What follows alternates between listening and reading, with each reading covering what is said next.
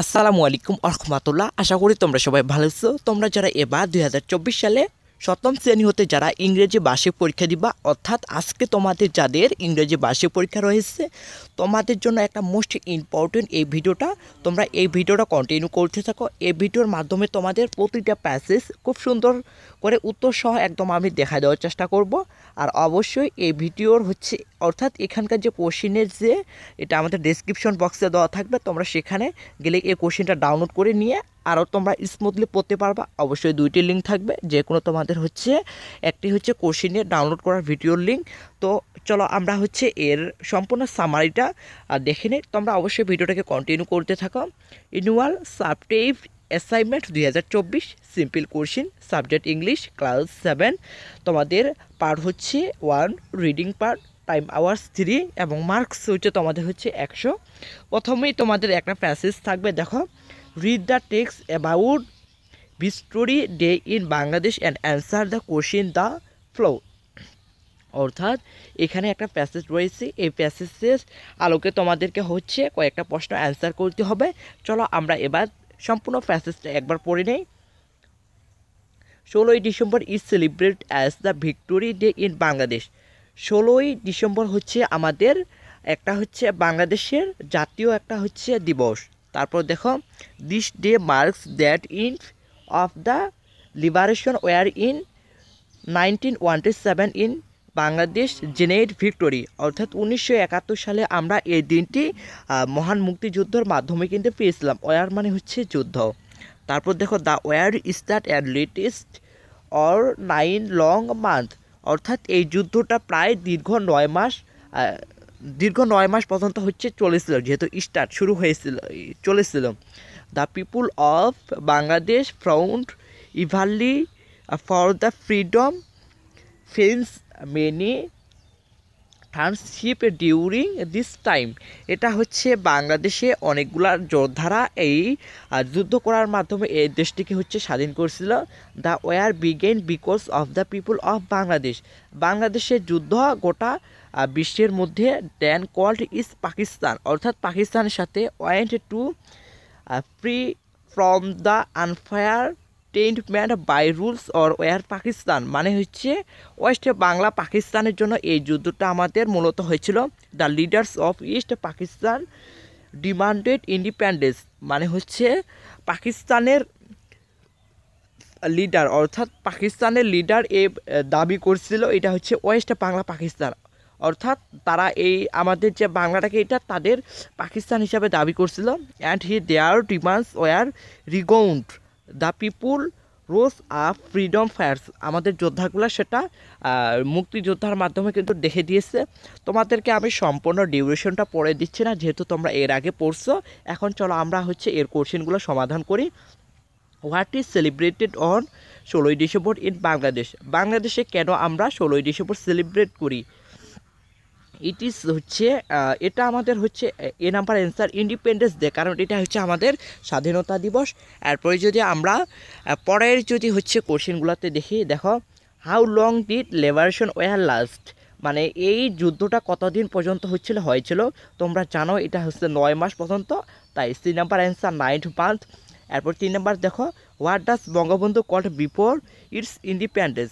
মানে বঙ্গবন্ধু কেন, অর্থাৎ বঙ্গবন্ধুকে কি এই দেশটাকে বানাইতে চেয়েছিল?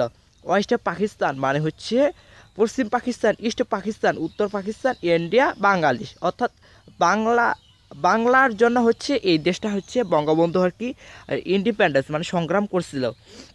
এরপরে দেখো, হোয়াট হ্যাপেন অন 16ই ডিসেম্বর 1951।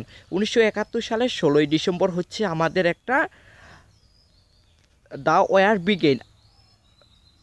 এটা হবে অ্যান্সার, রাইট অ্যান্সার। তারপরে দেখো 5 নাম্বার অর্থাৎ V number, people remember the brave freedom fighters because they. মানে সারা বিশ্বে ফ্রিডম ফাইটার্সগুলো এরা সাকসেস ইন দেয়ার লাইফ, তারা অমরত্ব। এরপরে তোমাদের বি নাম্বারে 5টা প্রশ্ন থাকবে, একটা প্রশ্ন 1 মার্ক, 5টা প্রশ্ন টোটাল 10 মার্ক। তোমরা একটু প্রশ্নগুলো দেখো। এ নাম্বারে, what is victory day and why it is important in Bangladesh. মানে ভিক্টোরি ডে কি এবং বাংলাদেশে এটা কেন এত গুরুত্বপূর্ণ, এটা হচ্ছে লিখতে হবে অবশ্যই, প্রশ্ন রিলেটেড অ্যান্সার করতে হবে। তারপরে বি নাম্বার প্রশ্ন দেখো, why did the people of yeast Pakistan want independence, মানে হচ্ছে ইয়েস্ট পাকিস্তান কেন হচ্ছে পিপুলে স্বাধীনতা করতে চেয়েছিল। তারপরে দেখো, হোয়ান ডিড ওয়ার ইন্ড, যুদ্ধটা কেন থেমে গিয়েছিল। তারপর হচ্ছে ডি নাম্বারে, how did the people of Bangladesh fight for their freedom during the liberation war, অর্থাৎ বাংলাদেশ যোদ্ধারা বিশ্বের মধ্যে অর্থাৎ তাদের যে যুদ্ধ হয়েছিল কেন হচ্ছে এত সংগ্রাম করেছিল। তারপর ই নাম্বারে দেখো, how do people in Bangladesh celebrate victory day this year, আমরা এই যে বাংলাদেশে সেলিব্রেট ভিক্টোরি ডে কখন হচ্ছে সেলিব্রেট করি হচ্ছে। তো এগুলা হচ্ছে অ্যান্সার করতে হবে। এরপরে দেখো, আমি তোমাদেরকে যদি আরেকটু স্ক্রল করে দেখাই, স্ক্রল করার মাধ্যমে তোমাদের এরপর হচ্ছে সি পার্ট যেটা হচ্ছে গ্রামার থাকবে, তোমরা একটু লক্ষ্য করো। এই গ্রামারের মধ্যে তোমাদের কি থাকবে, 4 নাম্বারে, read the following passage and rewrite it using the right form of verb, অর্থাৎ এখানে রাইট ফ্রম ভার্ব থাকবে। তোমাদেরকে অবশ্যই এখানে হচ্ছে রাইট ফ্রম ভার্বগুলো হচ্ছে পূরণ করতে হবে। তো এখানে দেখো একটা রাইট ফ্রম ভার্ব দেওয়া রয়েছে, Rahul works up early every morning, she starts has day by sing is tint and it, এটি ইটস হবে, এসটা যুক্ত হবে, এই ইথিয়ারলি বাস্কেট, ইয়েস্টারডে ইট, এখানে ইটিং হবে। তো এইরকমভাবে এগুলা কিন্তু হচ্ছে তোমাদের রাইট ফ্রম ভার্বগুলো হচ্ছে কমপ্লিট করতে হবে। এরপরে থাকবে তোমাদের হচ্ছে কলাম এ, তারপর হচ্ছে কলাম বি। তারপর যদি আমরা একটু স্ক্রল করি, স্ক্রল করার মাধ্যমে তোমরা দেখতে পারবো যে হচ্ছে এরপরে আমাদের 7 নাম্বার থাকবে হচ্ছে read the sentence correct them using and but because or as, অর্থাৎ এখানে দেখো অ্যান্ড বাট বিকজ অর কোথায় কি বসবে এগুলা হচ্ছে আমাদেরকে পূরণ করতে হবে। দেখো, Poila Boishakh is celebrate one victory process, it marks Bangla new year, with the enthusiasm the festival is celebrated across Bangladesh, অর্থাৎ কোথায় কি বসবে এখানে কিন্তু তোমাদেরকে প্যাসেজটা পরে হচ্ছে বসাইতে হবে।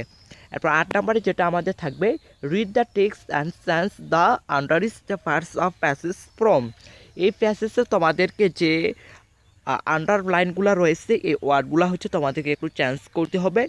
সর্বশেষ যে আমাদের পার্টটা থাকবে সেটা হচ্ছে ডি পার্ট, রাইটিং পার্ট।